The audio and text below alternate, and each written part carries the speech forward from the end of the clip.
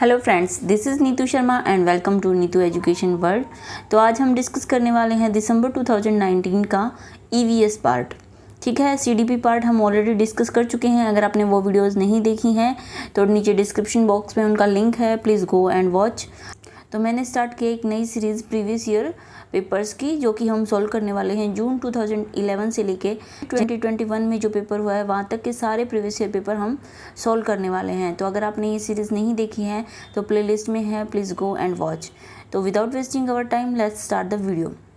तो आज हम डिस्कस करने वाले हैं ईवीएस पार्ट, जो कि दिसंबर 2019 में आए थे क्वेश्चंस। सबसे पहले है question number 61। A person boarded an express train on 29th November 2019 at Surat for नागरकोल Kerala. कहाँ से उसने स्टार्ट किया था? 29 नवंबर को सूरत से, और नागरकोल केरला में उसको जाना था। The train departed from Surat at 1945 hours, यानी कि 7:45 शाम को वो डिपार्ट की है, यानी स्टार्ट हुई है। अरेज्ड नागरकोल एट 11:45 आवर्स एंड ऑन 1 दिसंबर 2019, यानी कि 1 दिसंबर 2019 को सुबह 11:45 पे वो वहाँ पे रीच्ड पहुँची है। If the distance between Surat and Nagercoil by train route nearly 2120 kilometre, यानी कि 2120 किलोमीटर अगर उनकी डिस्टेंस है, तो एवरेज स्पीड क्या होगी ट्रेन की या ड्यूरिंग द जर्नी। तो हमें पहले क्या करना है, डिस्टेंस दे रखी है आपको, कितनी दे रखी है डिस्टेंस आपको दे रखी है 20 इतनी, और आपको क्या करना है, इसको डिवाइड करना है हावर से। अब हमें क्या करना है, टोटल हावर्स काउंट करने हैं। तो आप यहाँ से लग जाइए, ये है आपका 29 नवंबर को 7:45 शाम के, तो 30 नवंबर तक आपके कितने हो जाएंगे, 24 घंटे हो जाएंगे। ठीक है, फिर 30 नवंबर के बाद 1 दिसंबर को सुबह 7:45 तक आपके 12 घंटे और ऐड हो जाएंगे, और उसके बाद 7:45 से 11:45 तक 4 घंटे और। तो ये टोटल हम आवर्स निकालेंगे, ये हमारे पास, इन सबको ऐड करेंगे तो आपके कितने हो जाएंगे 40। तो हम इसको 40 से डिवाइड कर देंगे। तो डिवाइड करोगे तो आप काट के देख लो, ये आपका आ जाएगा 53 किलोमीटर पर आवर। तो हमारा ऑप्शन सी बिल्कुल सही हो जाएगा, 53 kilometre per hour during the journey train की स्पीड है। Okay, average speed. Okay, next है हमारे पास question number 62। Which one of the following is a weight lifter of कर्नल इंटरनेशनल फेम, मीन्स की अंतर्राष्ट्रीय फेम पर सब कौन है जो एक फेमस वेट लिफ्टर हैं। तो ऑप्शन देख लेते हैं। सुनीता विलियम्स, ये तो एक एस्ट्रोनॉट हैं। सूर्यमान, ये भी नहीं है। बछेंद्री पाल, ये कौन थी, ये सबसे पहले जो फर्स्ट इंडियन वुमेन जो कि माउंट एवरेस्ट पे फतेह की थी या चढ़ी थी, वो हैं। और ये हो जाएंगी वेट लिफ्टर कौन है हमारी, कर्णम मल्लेश्वरी। ये आपके क्या बोलते हैं, एनसीईआरटी की बुक से लिया गया है, उनका पूरा एक चैप्टर है कर्णम मल्लेश्वरी के नाम से, तो ये वहीं से क्वेश्चन है। नेक्स्ट है आपके पास, तो इसलिए हमारा ऑप्शन क्या हो जाएगा, डी बिल्कुल सही हो जाएगा। Next question number 63। Which of the following is a group of roots, roots के जो ग्रुप है उसको हमें इनमें से फाइंड आउट करना है। तो फर्स्ट ऑप्शन है बीट रूट, पोटैटो और जिंजर। जिंजर आपकी रूट नहीं होती है। उसके बाद है कैरेट, टर्मरिक, जिंजर, फिर जिंजर आ गया। उसके बाद स्वीट पोटैटो, रेडिश और टर्मरिक। यहाँ पे आपकी स्वीट पोटैटो नहीं होती क्योंकि ट्यूबर होती है। तो हमारा ऑप्शन डी है वो बिल्कुल सही हो जाएगा। कैरेट, बीट रूट और रेडिश, ये तीनों ही क्या है हमारे पास, तो ग्रुप ऑफ रूट्स है। ठीक है, नेक्स्ट है question number 64। Desert oak is a tree which is found in, किसके बारे में पूछा है, डेजर्ट ओक के बारे में पूछा है। ये कहाँ पे पाया जाता है। ठीक है, तो option A Abu Dhabi, desert of Rajasthan, Australia और डेजर्ट ऑफ यूएई। तो इसका हमारा ऑप्शन बी बिल्कुल सही हो जाएगा, Australia.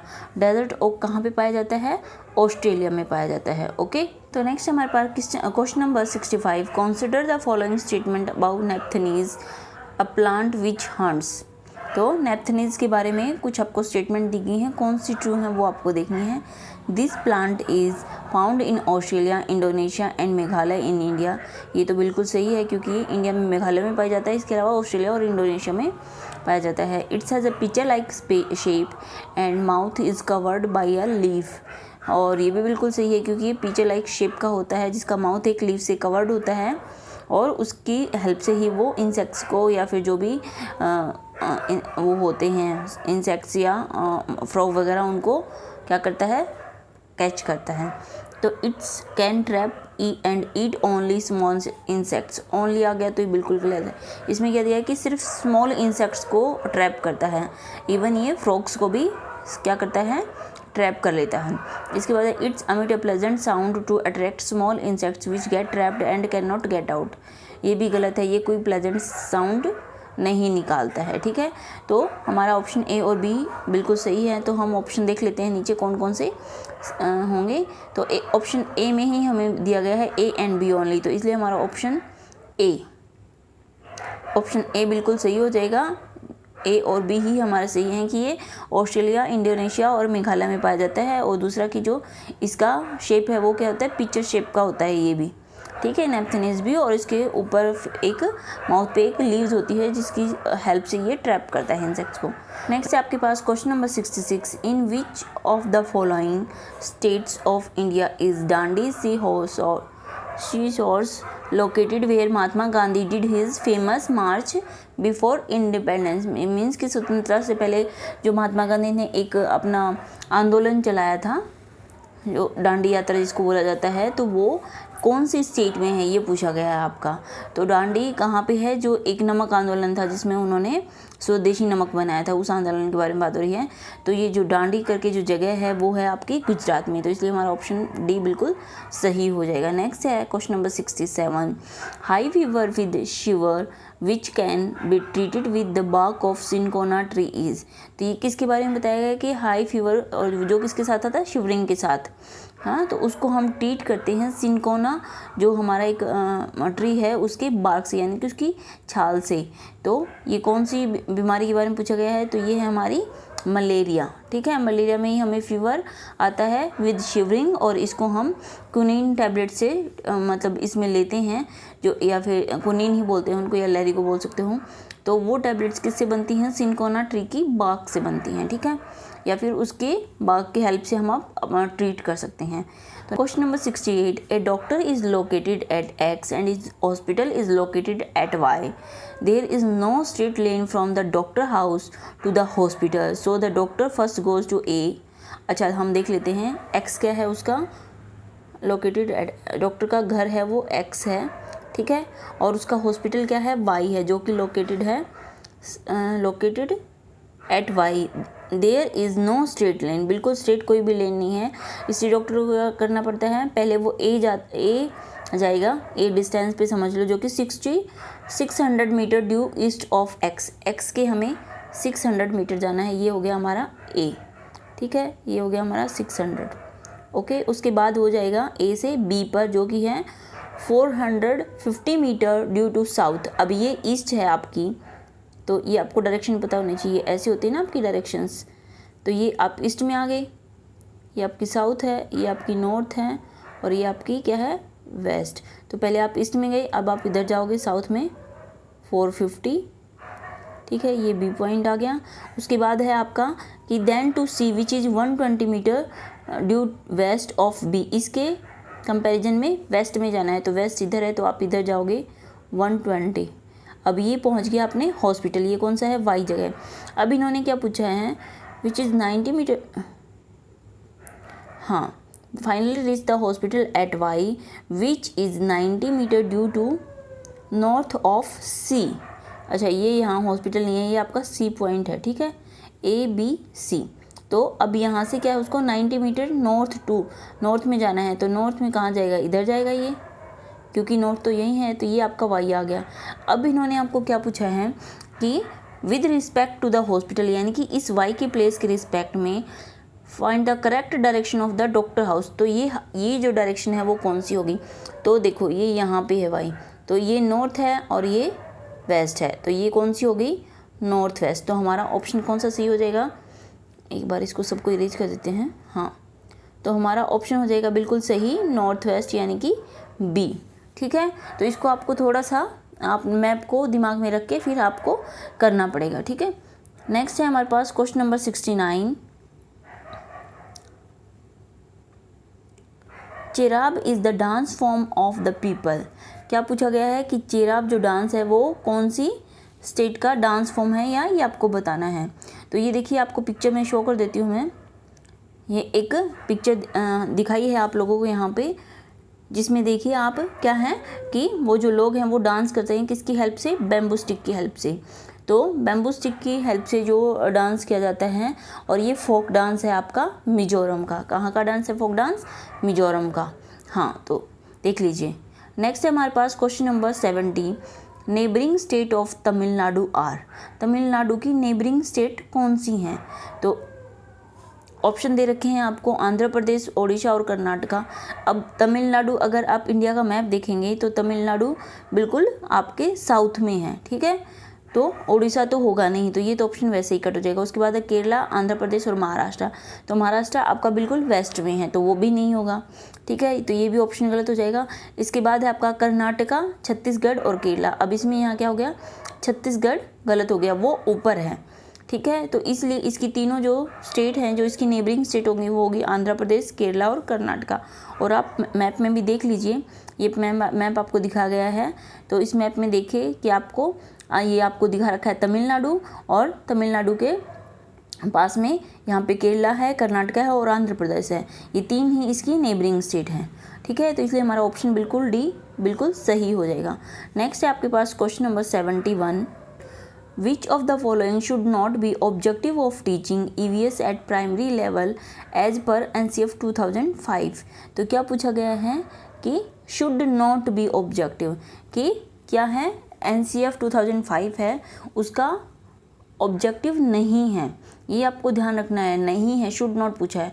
Should not be objective of teaching EVS means कि प्राइमरी लेवल पर जो आप EVS पढ़ाते हो उसका ऑब्जेक्टिव ये नहीं है अकॉर्डिंग टू NCF 2005। तो पहले आपको ऑब्जेक्टिव पता होने चाहिए कि NCF के ऑब्जेक्टिव हैं कौन कौन से। तो एक बार मैं आपको पिक्चर शो कर देती हूँ, देन हम अपने क्वेश्चन का आंसर करेंगे, ठीक है।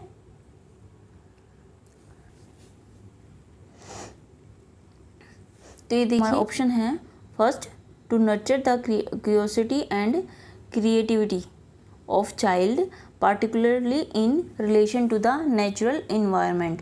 तो नर्चर करना उसकी क्यूरियोसिटी को और क्रिएटिविटी को, ये तो बिल्कुल सही है, ठीक है। फिर सेकंड है, to engage the child in exploratory and hands on activity to acquire basic cognitive and psychomotor skills through observation, classification, interference etc. तो ये भी बिल्कुल सही है कि बच्चे को क्या करना है, एंगेज रखना है, एक्सप्लोर करना है और हैंड्स ऑन एक्टिविटीज करवानी है, ताकि क्या हो, उसका जो कोग्नेटिव और डेवलपमेंट हो, और साथ साथ में जो उसका साइकोमोटर स्किल्स हैं वो भी उसकी हों, किसके द्वारा, ऑब्जर्वेशन के द्वारा, क्लासिफिकेशन और इन्फेरेंस के।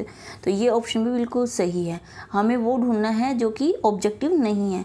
तो हम नेक्स्ट ऑप्शन देख लेते हैं, C option, to train childs to locate and comprehend relationship between natural, social and cultural environment. तो ये भी बिल्कुल सही है कि हम उनको सोशल और नेचुरल और जो कल्चरल एनवायरनमेंट है उनमें रिलेशनशिप कॉम्प्रीहेंड करने के लिए भी ट्रेन करते हैं। लास्ट ऑप्शन है, to develop precise quantitative skills among childrens through understanding of environmental issues. तो ये ऑप्शन हमारा गलत है, इसीलिए ये हमारा सही है कि हम उसका प्राइमरी ऑब्जेक्टिव उसको क्वांटिटेटिव स्किल्स के बारे में वो डेवलप करना नहीं होता, और ना ही इन्वायरमेंटल इश्यूज़ की जो अंडरस्टैंडिंग है वो क्रिएट करना या समझ बनाना भी हमारा उद्देश्य नहीं होता। इसीलिए ये हमारा ऑप्शन बिल्कुल सही हो जाएगा, क्योंकि ये ऑब्जेक्टिव है ही नहीं। ओके, तो नेक्स्ट है हमारे पास question number 72। EVS of class 3rd to 5 या 5th is a subject area which integrates, mean 3rd to 5th के जो सब्जेक्ट है वो किसको इंटीग्रेट करता है, the concept and issue of science. तो ओनली साइंस के इश्यूज़ को और कॉन्सेप्ट्स को हम वो नहीं करते हैं, इंटीग्रेट नहीं करते। फिर है the concept and issue of science, social studies and environmental education. Third है the concept of issue of social science and science. The concept, D है आपका option, the concept and issue of science and environmental education. तो देखो, जिसमें integrate का मतलब होता है सबको एक साथ एकत्रित, तो इसमें सारे ही कॉन्सेप्ट एक साथ होते हैं, जो सोशल साइंस के हों, साइंस के हों या इन्वायरमेंटल स्टडी के हों या एजुकेशन के। तो हमारा ऑप्शन भी बिल्कुल सही हो जाएगा, concept and issue of science, social science या social studies and environmental education. Next है आपके पास question number 73। Which of the following is a true with respect to EVS, इनमें से ईवीएस के रिस्पेक्ट में या ईवीएस के संदर्भ में कौन सी स्टेटमेंट ट्रू है। तो EVS is a subject taught from class 1 to 5, तो ये तो बिल्कुल गलत है क्योंकि ईवीएस क्लास 1st और 2nd में तो हम सिखाते ही नहीं है। एनसीईआरटी में जो ईवीएस है हमारी 3rd से स्टार्ट होती है, तो ये ऑप्शन तो हमारा गलत हो गया। नेक्स्ट है for class 1st and 2nd EVS is taught through language and mathematics, ये तो सही है। फिर उसके बाद है for class 2nd, 3rd and 4th issue and concern of EVS are taught through language and mathematics, ये भी गलत है क्योंकि 3rd, 4th, 5th में तो एनसीईआरटी में क्या है ईवीएस हमारा एक अलग से सब्जेक्ट आ जाता है, तो सिर्फ मैथ और लैंग्वेज के थ्रू हम नहीं सिखाते हैं। For class 1st and 2nd concerns and issues of EVS are taught through science and social science, तो 1st और 2nd क्लास में तो हमारे साइंस और सोशल साइंस होते ही नहीं हैं, ठीक है। तो ये ऑप्शन भी गलत हो जाएगा। दैट्स वाई हमारा ऑप्शन बी बिल्कुल सही हो जाएगा कि क्लास 1st और 2nd में जो ईवीएस है का सब्जेक्ट है या ईवीएस को हम कैसे पढ़ाते हैं, मैथमेटिक और लैंग्वेज के थ्रू पढ़ाते हैं, ठीक है। Next 74 children gets lot of space to learn EVS through exploration, तो बच्चों को क्या मिलता है, लॉट्स ऑफ बहुत सारा स्पेस मिलता है ईवीएस को लर्न करने के लिए थ्रू मीन्स अपने आप को एक्सप्लोर करके। तो ये क्या इंडिकेट करता है, तो अगर बच्चा अपने आप को एक्सप्लोर कर रहा है और फिर बहुत सारा सीख रहा है तो मीन्स जो स्टडी है या जो भी पाठ्यक्रम है या जो भी वो टॉपिक है वो हमारा क्या है, चाइल्ड सेंटर्ड है, ठीक है। तो ऑप्शन सी हमारा बिल्कुल सही हो जाएगा कि EVS is a child centred, तो ईवीएस क्या है हमारी, चाइल्ड सेंटर्ड है। नेक्स्ट है हमारे पास क्वेश्चन नंबर 75 और आज के सेशन का लास्ट क्वेश्चन भी बोल सकते हो आप, क्योंकि इसके बाकी जो 15 क्वेश्चन हैं वो नेक्स्ट पार्ट में हम डिस्कस करने वाले हैं, अदरवाइज तो वीडियो बहुत बड़ी हो जाएगी। तो which of the following is a sub theme under the theme suggested in the EVS syllabus, के ईवीएस सिलेबस में हमारी जो क्या है सब थीम कौन सी है, इनमें से मेन थीम की सब थीम कौन सी है, ये जो गिवन थीम्स हैं। तो आपको 4 दी गई हैं, family and friends, food, animals और things we make and do. तो सबसे पहले हम देख लेते हैं कि जो हमारी ईवीएस की मेन 6 थीम हैं कौन कौन सी, जिसपे आते हैं चार्ट के थ्रू। तो ये हमारी हैं, देख लीजिए। तो हमारा ऑप्शन हो जाएगा बिल्कुल सही सी, एनिमल्स, क्योंकि एनिमल्स जो है हमारी सब थीम है किसकी, फैमिली एंड फ्रेंड्स की, ठीक है। फैमिली एंड फ्रेंड्स हमारी मेन थीम है, फूड भी हमारी मेन थीम है, things we make and do ये भी हमारी मेन थीम है, लेकिन एनिमल्स क्या हमारी सब थीम है, इसलिए हमारा ऑप्शन सी बिल्कुल राइट आंसर हो जाएगा। तो आई होप आपको ये वीडियो पसंद आई हो, अगर थोड़ी सी भी अच्छी लगी हो और इन्फॉर्मेटिव लगी हो तो चैनल को सब्सक्राइब कर लें और लाइक कर दें और नोटिफिकेशन बेल को प्रेस कर लें ताकि आपको इस सीरीज़ की सारी वीडियोज़ की नोटिफिकेशन मिल जाए, और अपने फ्रेंड्स के साथ शेयर भी कर दें जो सीटेट की तैयारी करने हैं। तो आप लोगों से एक रिक्वेस्ट है कि आप लोग चैनल को सब्सक्राइब कर लीजिए ताकि आपको सारी यूजफुल वीडियोज़ की नोटिफिकेशन भी मिलती रहे। Thank you.